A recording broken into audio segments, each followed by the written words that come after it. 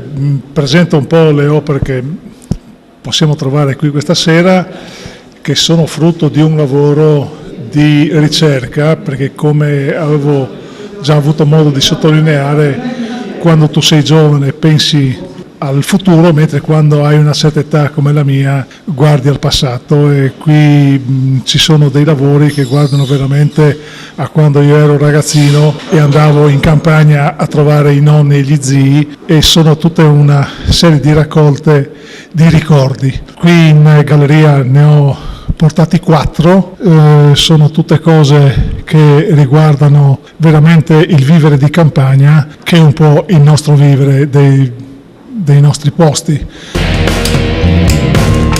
Il desiderio di conoscere l'aldilà, conoscere cosa avviene dopo, no? E quindi a rompere è stato un gesto istintivo di la rottura. E ho trovato una luce, però la luce è un po' sporca, non è una luce limpida. E c'è quindi l'uomo che ha paura ancora anche dell'aldilà. In questa lacerazione inizia a colorarsi questa luce, diventa colorata, e anche qui ha paura della vita che nell'aldilà che non sia peggio di questo, di questa vita che abbiamo qua davanti. E c'è contraddizioni nella lacerazione, la contraddizione dell'uomo oggi. Io vorrei togliermi da addosso tutto quello che da preadolescenza mi è stato messo addosso, o che mi sono messo addosso, tornare bambino. Quando vedo i disegni di bambini e vedo che sono belli, espressivi, dico che bello quel disegno. Invece da adulti non siamo più in grado di dire che bel disegno, che bella opera, che bel pezzo di musica, che bella poesia.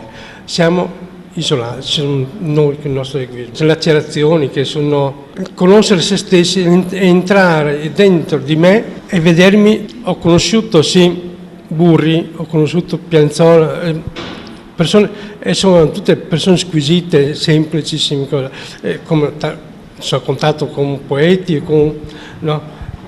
Anche loro si esprimono con linguaggi che sono linguaggi contemporanei. Dopo uno si sceglie le amicizie che più adatte a lui, quindi non è che io mi sono scelto certe amicizie, certi rapporti, che sono in base al mio sentire.